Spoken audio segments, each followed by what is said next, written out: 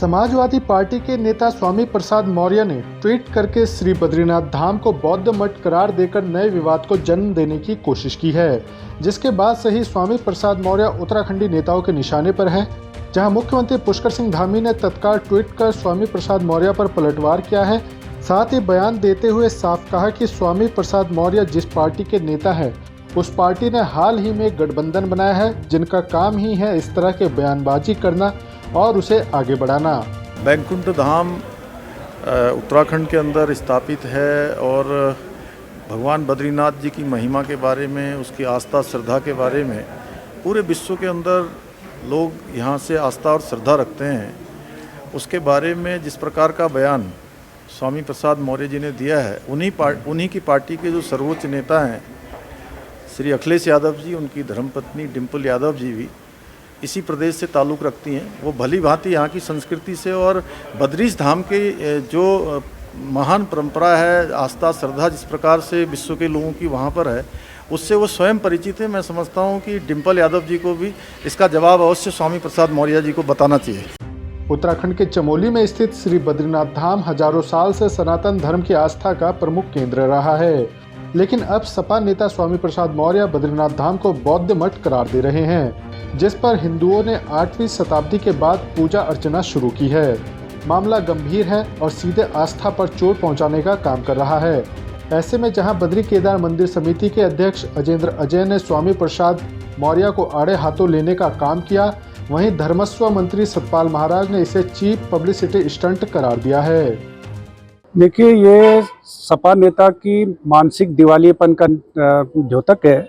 आप जानते हैं कि आदिकाल से बद्रीनाथ जी बद्रिकाश्रम का हमारे शास्त्रों में, पुराणों में उसका उल्लेख मिलता है और उसकी मान्यता रही है। और जिस प्रकार से स्वामी प्रसाद मौर्य जी ने जो बयान दिया है, वो स्पष्ट रूप से यह भी प्रदर्शित करता है कि इनकी जो नीति है वो हिंदू विरोधी रही है।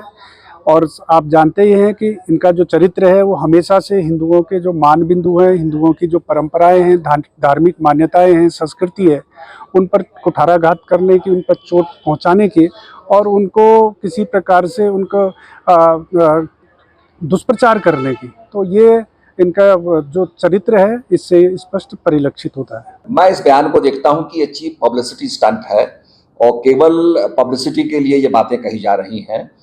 बद्रीनाथ धाम बहुत ही सनातन युग से चला हुआ धाम है, बहुत पुरातन धाम है और उसकी बहुत बड़ी मान्यता है और हमारे हिंदुओं में उसके प्रति बहुत अगाध श्रद्धा है। और वो एक धाम के रूप में प्रतिष्ठित, जहाँ भगवान ने ध्यान किया, नर नारायण के रूप में तपस्या की, तो वो हमारे यहाँ बहुत ही पुरातन और सनातन धाम है। इंडिया अलायंस में भले ही समाजवादी पार्टी के साथ कांग्रेस खड़ी हो, लेकिन बद्रीनाथ धाम को लेकर सपा नेता मौर्य के बयान की कांग्रेस प्रदेश अध्यक्ष करण माहरा ने कड़े शब्दों में निंदा की है। माहरा ने मौर्य को बड़े लोगों से ज्ञान लेने की नसीहत देते हुए ग्रंथों का अध्ययन करने की बात कही है। स्वामी प्रसाद मौर्य के बयान की मैं निंदा करता हूं और उनसे उम्मीद करूंगा कि वो ग्रंथों का अध्ययन करें। केदार बाबा की इस भूमि में केदारनाथ बाबा ने दान स्वरूप बद्रीनाथ भगवान को वहाँ रहने की इजाज़त दी। अपनी भूमि में केदार भूमि है, केदार भूमि में बद्रीनाथ जी को बैठाने का काम बाबा केदारनाथ ने किया है और उस पूरी कथा का उनको वर्णन लेना चाहिए, अपने बड़ों से उसकी जानकारी लेनी चाहिए, पंडित पुरोहितों से उनको बात करनी चाहिए, तब कोई बयान देना चाहिए। आधी अधूरी जानकारी में जो बयान स्वामी प्रसाद मौर्य ने दिया है, मैं उसकी निंदा करता हूँ। पहले रामचरितमानस को लेकर विवादित बयान, उसके बाद साधु संतों पर निशाना और अब सपा नेता स्वामी प्रसाद मौर्य ने हिंदू धर्म की आस्था का प्रमुख केंद्र श्री बद्रीनाथ धाम को लेकर विवादित बयान दिया है। बयान सार्वजनिक होते ही मौर्य अब निशाने पर है। वहीं नेताओं का साफ कहना है कि सुर्खियों में रहने के लिए स्वामी प्रसाद मौर्य का चीप पब्लिसिटी स्टंट है, लेकिन उन्हें कुछ भी बोलने से पहले इतिहास को भी पढ़ लेना चाहिए। अपने सहयोगी रुपेश नेगी के साथ अजीत काम्बोज, देहरादून।